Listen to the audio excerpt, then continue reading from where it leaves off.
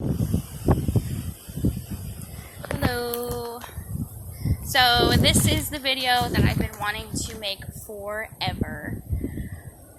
I just wanted to tell my sister's story in honor of August 31st, which is Overdose Awareness Day. I will say this, I'm so sorry if I'm awkward, I'm sorry if I look around a lot.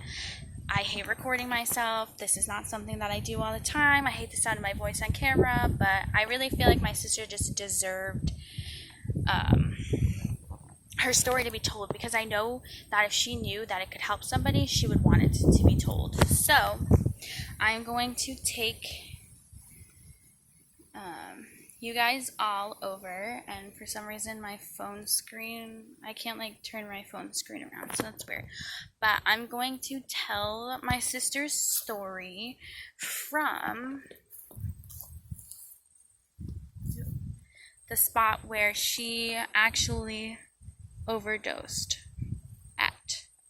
So this is a tree in a graveyard that she came here with some friends. At this point, there's been so many stories. I don't know who the hell was here with her, except for the two main people that we know were definitely 110% here. So I won't even give them the credit of saying their names, honestly. So, yep. This is where she came, and she sat down, laid a blanket down. We have like the pictures from like the news article. So they came here, they sat down, they laid down a blanket, and they shot up. And so this is her story with a little bit of fun facts that I looked up. Not really fun, because overdose is not fun. That was like really bad choice of words. Anyway, and I keep forgetting, this is like the third time I've tried to make this video, and I keep forgetting to add the trigger warning, because I know that's important. This does contain a story of an overdose, obviously. I mentioned anxiety a lot in it, and a loss of a loved one, obviously. So I guess I'll start off by saying my sister was addicted to drugs for a while. Like, at this point, I don't even know how long. It was so long. So it was really hard just to deal with, like, the reputation I think she got was the worst, and I was always afraid. Like, no matter, I wanted her to get clean, clearly. Like, there's no way out of doing drugs besides getting clean or dying. So I wanted her to get clean more than anything in this world, but she had trashed her reputation so bad. She was not the person that everybody thought she was, or that she had become. She was like, it was like two different people. The person who was the addict, and the Jessie who was not an addict, or the one that we got when she was sober, because Jessie was the best person ever. She would make you laugh, and she just, I don't know, she loved her family, and it was just, I knew this video was going to be hard, because I can't even find the words to say to just describe what kind of person she was. Like, she was a great person. So the couple months leading up to her actually overdosing were especially rough. Like, she had been in and out of jail a lot, you know. But so she got really bad, like really bad. So the worst that I've ever seen her, like, she was obsessed with her boyfriend who was in jail, and she would do whatever she could to get time put on the phone so she could talk to him. She would always write him. Like, there was nothing she wouldn't do for this kid, and she wasn't talking to him. She wasn't trying to put money on the phone to talk to him, so I knew at that point her addiction had just gotten out of control. So me and my aunt, who raised me and my sister from when we were really young, went down to the courthouse, and we had her section, and it was hard for them to go and pick her up because we didn't have an address, because she was homeless. So that didn't end up working out, but me and my sister were so close. Like, I can't even explain to you the relationship that we had, because you just had to see it with your own eyes. So found out that I overdosed. Oh my god. She found out that I sectioned her, and she got really, really mad at me. So, and then at that point she had my mom's necklace. My mom had passed away in March of 2016. She had my mom's necklace, and at that point, I was like afraid. I loved my sister to death, and I hated when anybody talked any type of crap about her. But I was afraid that she was going to pawn this necklace, right? So me and her actually got into an argument about this necklace, and she punched me in my arm, which is so not like her at all. That's when we knew that she got bad. I'm trying to keep the story straight because it was so much. But so then she ended up going to jail, and then she finally got put into a program in Cambridge, which she was doing awesome, and she was doing so good. She was happy, back to herself, making jokes. She made a lot of great friends, and she was just doing so good. And it breaks my heart that she didn't stay doing in that she left the program, and it just breaks my heart that she did, because I wish more than anything that she would have stayed there, because she would still be here with us today.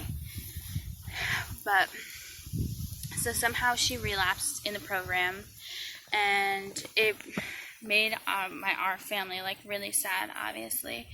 And then so she got back into drugs, and then she was at her boyfriend's house. I had taken her boyfriend's grandmother's house, which I had taken her to, and she got beat up. So that was I believe that was 2 or so weeks before she died. I'm not exactly sure either, which I'm not exactly sure what happened in that situation. I had pulled off, and by the time I got back, she was talking to cops, and she had gotten beaten up. So that wasn't one thing. I'm just trying to explain to you, the train wreck.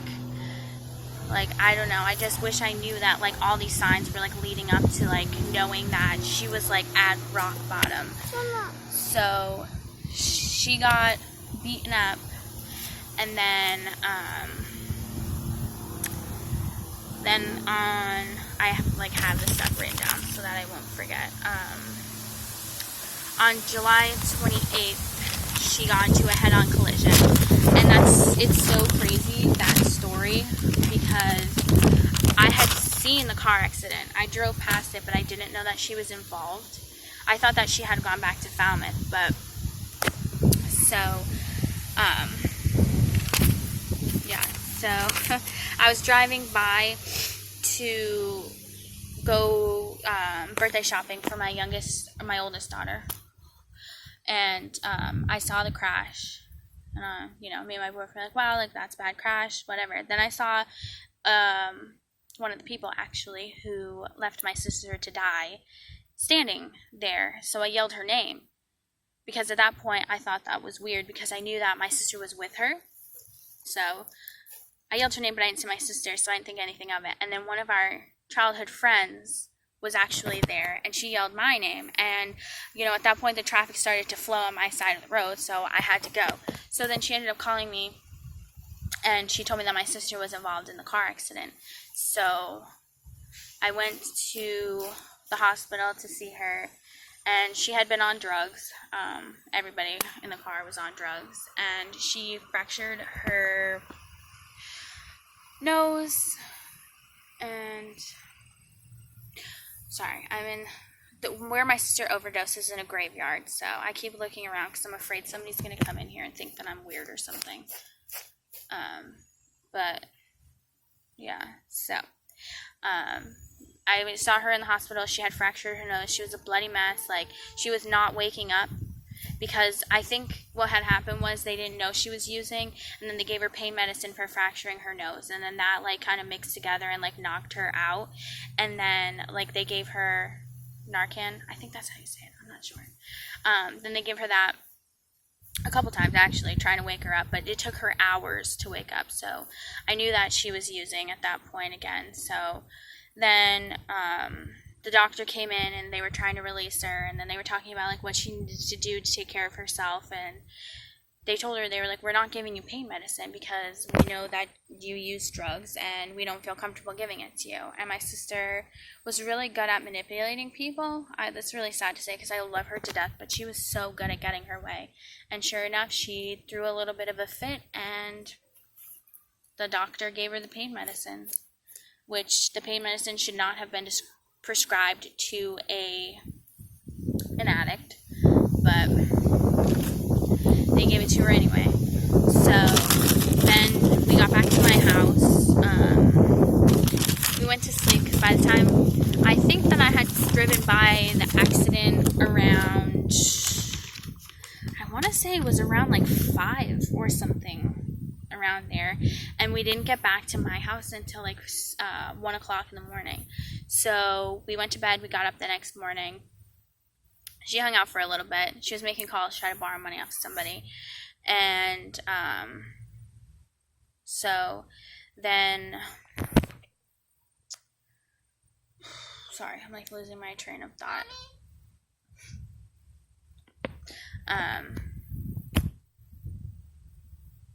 I forgot what I was saying. So, yeah, she hung out for a little bit. One of her friends ended up coming to pick her up. I had a feeling because she was trying to borrow money off of somebody that, she was going to go get heroin and use, but, she's a grown woman, and I insisted on her staying and relaxing and resting, but sorry about that. One downfall about having to bring your kids everywhere.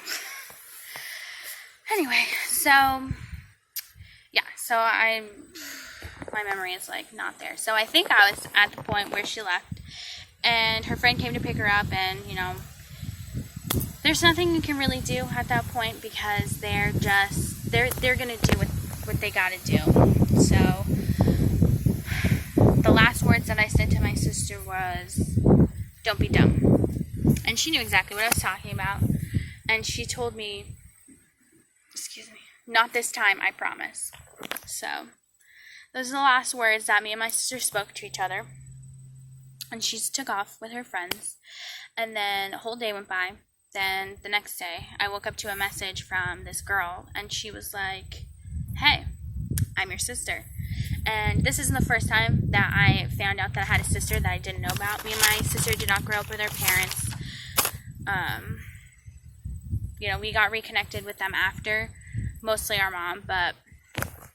And then the sisters that we keep finding are actually on my dad's side.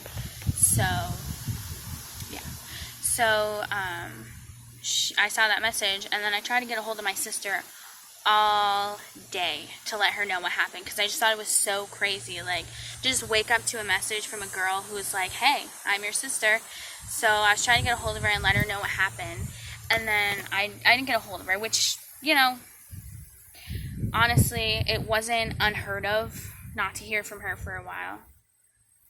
So I didn't think anything of it. And then my younger sister, Kelsey, came over. We hung out for a while, and then it came time for me to go to work. So I just went to work. And I have anxiety, so me feeling panicky isn't like anything out of the ordinary.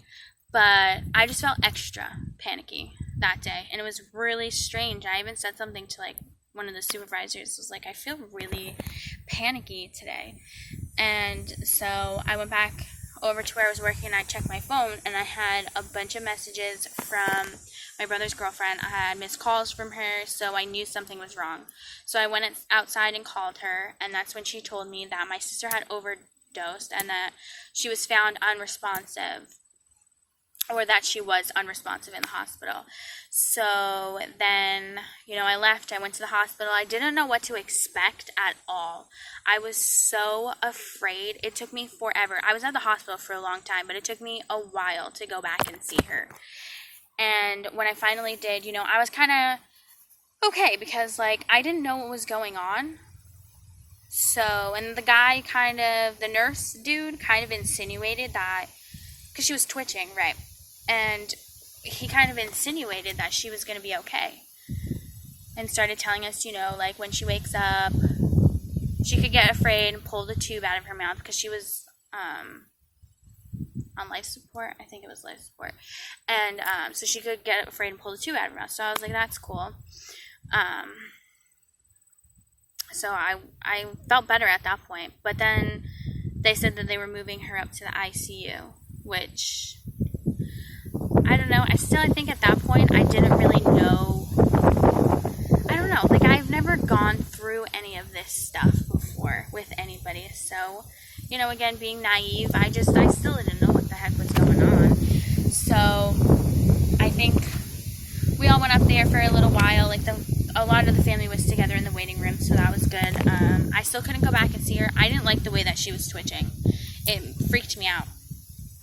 And I didn't like seeing her on life support with the tube in her mouth and the way that she was slumped over, and she was still all messed up from being in the car accident. So it was a really hard sight to see. So I think that when they had found her, because the lady who was walking her dog through this graveyard right here, she found my sister laying in this spot, and she was blue. So she tried to revive her. She called my sister help. The cops came here. They were able to give her Narcan, like reverse her overdose, like make it stop. They were able to get her pulse back.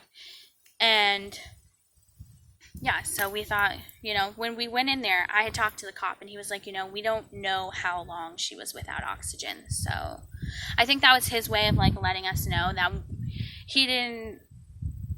I think he was just like trying to let us know that, like, not to have our hopes up too high, not to like sound like an asshole. Like, I think that was his nice way of like trying to just let us know, like, she was without oxygen for a long time. But again, I still didn't know, like, I had such high hopes that she was going to pull out of it. And then they told us that she had to get a brain scan, to see, obviously, because she was without oxygen for so long. They wanted to do a brain scan to see what was going on. So we all left. We came back the next morning, and my brother had already been there, and then he told us that the brain scan came back that there was no brain activity except for in her nerve stem, which was what was causing her to twitch or have like little mini seizures or whatever they were. So at that point, that's when we knew that she wasn't going to make it. And they redid... Sorry, I hear a car. So they redid the brain scan, and I think it was the next day they redid the brain scan. It came back the same. So that's when we had to make the decision, obviously, to take her off of life support, which turned out to be such a pain, because that's just a whole nother story. But yeah, so we decided, because at this point it was closing in on her birthday, so they pulled the plug out. I wasn't in there for it. I couldn't be. I had watched my mom die. So I knew that mentally I couldn't handle it. I know, and it makes me feel guilty because I know she would have wanted me to be there for her. But, I couldn't, and I think she would have understood that. So on August 2nd, 2017, the day before my sister's 26th birthday, she passed away. And it was really hard on me. Me and her were so close. She was my everything. I would have done anything for her, and I wanted to take her pain away so bad, and it's so hard because all you can do is be supportive of them and try to encourage them to get clean, but it's like no matter how much you want them to become clean, it's not going to change until they want it. And I think that's one of the hardest things that you have to accept when you love an addict is that they're the ones that have to make that decision. You can't do it. And I think we as people just need to start understanding what these people are going through, because my sister did not deserve to die. People who think that addicts deserve to die or don't deserve help because it was their decision to use drugs in the first place, I get that. But I know also that a lot of people use drugs at parties and stuff like that, and they don't deserve to become addicted. Somebody who's trying to take the pain away doesn't deserve to die. They're already hurting, and then they turn to this thing that makes them feel happy for a moment, and then it just takes their life away. I just cannot wrap my brain around the fact that somebody would think in their mind that somebody would deserve to die this way. And I did some research, so I'm going to read a couple of things that I found out, because I wanted to know what about drugs makes somebody want to destroy their life, and how somebody can just... And I didn't actually do research on this, and I meant to, because I wanted to know, is having an addictive personality hereditary? And it has to be, because my sister and myself did not grow up around my father. My sister Crystal did not grow up around my father, and my sister Laura, who I found, or she found me on the day that Jessie overdosed, did not grow up around my father. But Crystal died of an overdose, Jessie died of an overdose, and Laura is addicted. And my father lost us because he was an addict. So, how is it that 3 girls who did not grow up around their father end up turning out to be like their father, if it's not something that can be hereditary? That's just my thoughts. But so I tried to write down these websites that I got this stuff from, because I'm not trying to be sued. So I looked up how the drug alters the mind, and so I got this off of addictioncenter.com, and it says, there's a part of the brain responsible for addiction. The name for this part of the brain is the limbic system. When a person takes an addictive substance, this system releases chemicals that make the user feel good. Due to the changes in this part of the brain, feeding the addiction becomes their number one priority. When something activates the system, the brain assumes it's something necessary to survival. Sorry, the wind.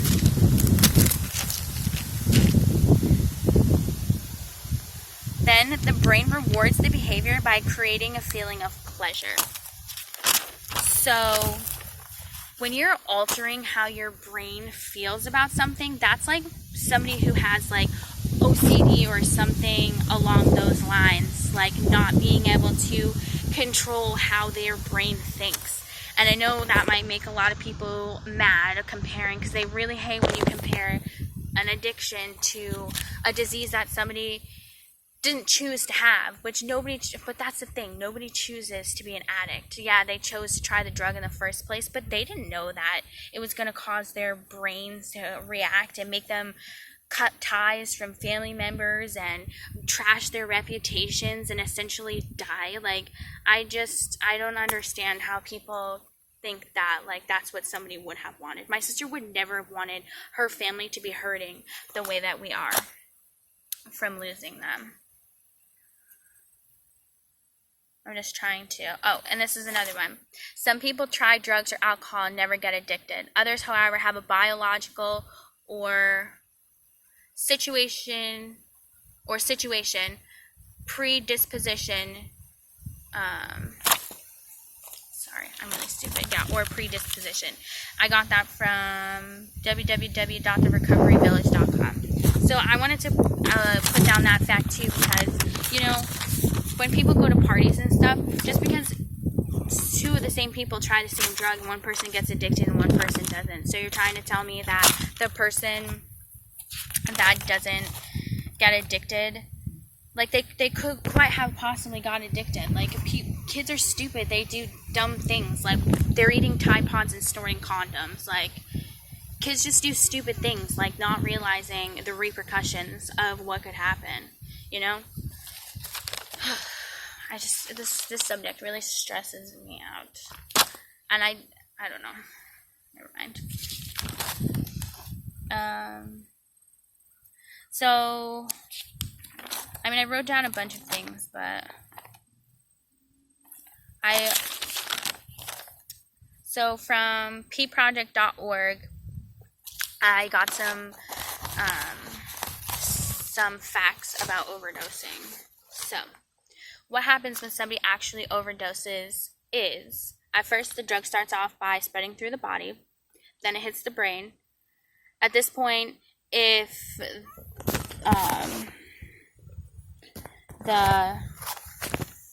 you had too much, or it becomes too much for your body or something like that, I don't know, I don't know science, but then at that point your breathing would slow.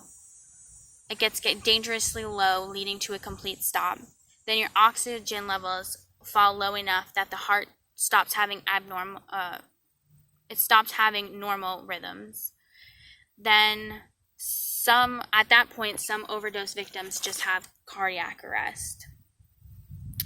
And then at that point, if you didn't go into cardiac arrest, your body not getting enough oxygen just starts your organs to shut down.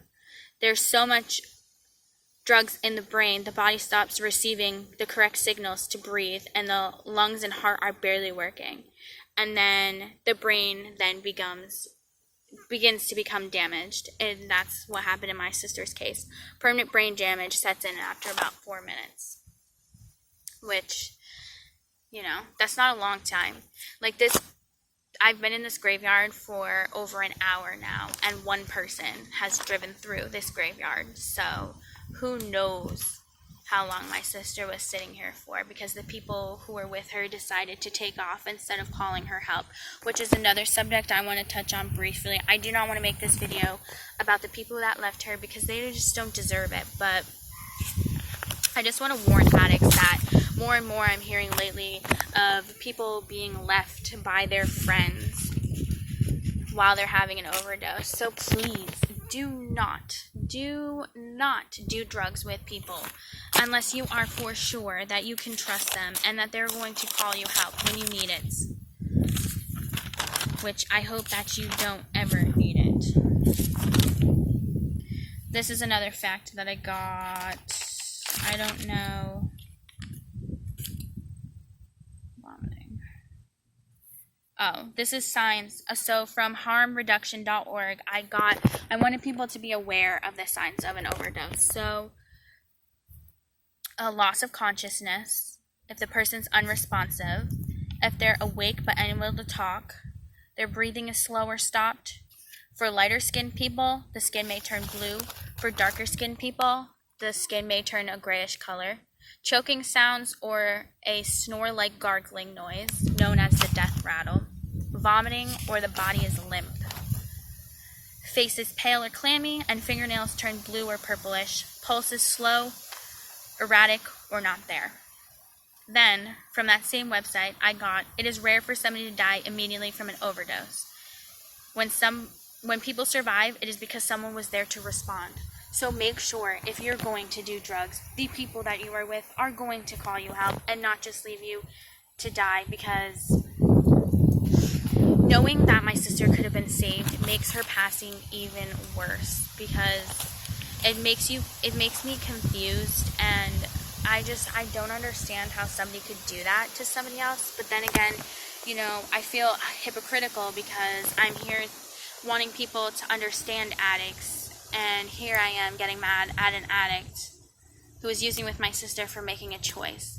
But I just feel like, personally, speaking on my sister's behalf, I know that she's saved people before from having an overdose. So I don't know. I think that I don't care how bad off you are, don't leave somebody to die.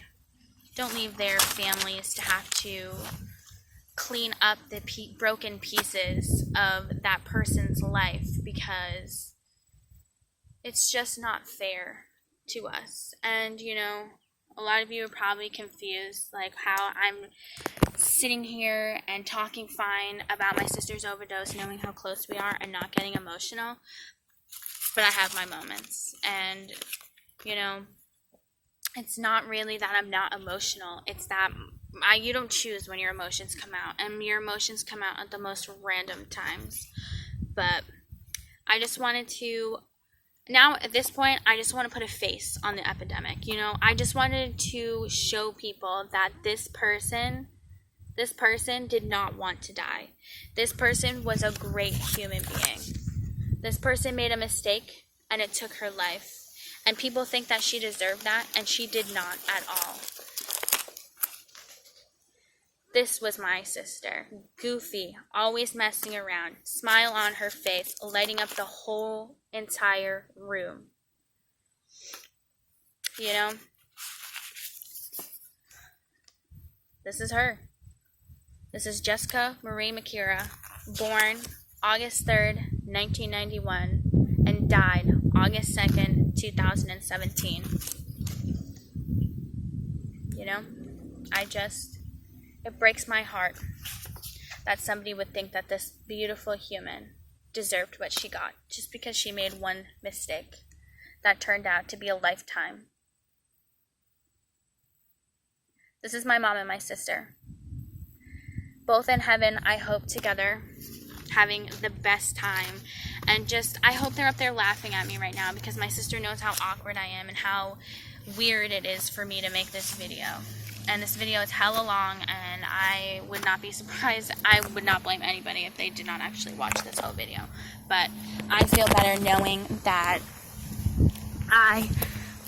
oh my goodness, I'm getting old, that I told her story. You know, for her birthday and for the anniversary of her death and stuff, this is what I have left of my sister, this tree. And every time I come, it's so hard for me to come here because all I picture is her walking in through this graveyard with friends, sitting down at this tree, laying a blanket down, shooting up, not knowing that that was the last time she was ever going to see the light of day. So, we just need to help people who are struggling and try to understand what they're going through and encourage them to get help. And I know I said before that they're not going to get clean until they're ready, but it never hurts to have people encouraging them. But it really, really, really does hurt them personally when somebody just doesn't, when somebody talks constantly bad down to them or saying that this person's going to be nothing but a drug addict for the rest of their lives. That hurts them. That hurts these people. These people are people. This was a person. This was somebody's child. It was somebody's sister. It was somebody's aunt, cousin, mother, you know, niece. I don't know. I'm just rambling now. I just don't know what else to say, but everybody needs to stop being so judgmental towards addicts as a whole. There are plenty of resources out there, I feel like, for addicts, so we shouldn't be losing them like this, and especially not this young. So try to find it in yourself to at least stop posting or talking the negativity. Because people like me, people who have lost people from this epidemic, are reading all the things that you have to say, and it hurts. And I may come at you on Facebook and try to yell at you, and that's just coming from a place of hurt, because it sucks that people think that just because of one decision that these people deserve to get. I know plenty of stories of people who got clean and have their shit together. Everybody deserves to get that chance to get their shit together. Alright, thank you for listening to me ramble on, and I don't know, I hope that this story helps somebody. I know it's probably not going to sway the decisions or the thoughts of people who are so dead set against addicts getting second chances, but I hope that maybe at least this touches an addict and shows you what it looks like to lose somebody. You don't want to do this to your family. Your family deserves better. And you deserve better. You deserve a second chance, and you deserve to have the life that everybody deserves to have. Just because you made one bad decision and it turned into many bad decisions, that doesn't